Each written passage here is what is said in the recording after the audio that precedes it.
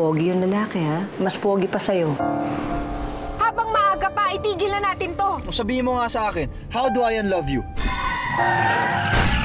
Galing palang mot-mot yung dalawang na-aksidente kanina. Grabe pala yung babae yun, ano? May asawa na, kumakabit pa. The mere fact na sumama ka doon sa din na yun, kahit na may asawa ka, doon pa lang alam mo may kasalanan ka, hindi ba? Pagkatapos ng pagtataksil.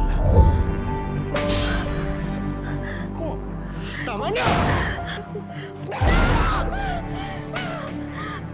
Haharapin na ang paniningil. Wala talagang nangyari sa aming dalawa. Ng putya. Sino mag-iisip na walang nangyari sa inyo sa motel? Anong ginawa niyo doon?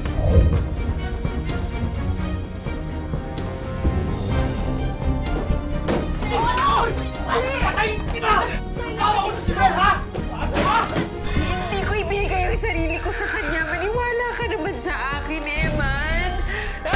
Simula na ng pagbabayad ni Mel. Iniwasan ko naman siya. Iniwasan? Magkasama kayo sa motel! Iniwasan! My Faithful Husband, 9:15 p.m.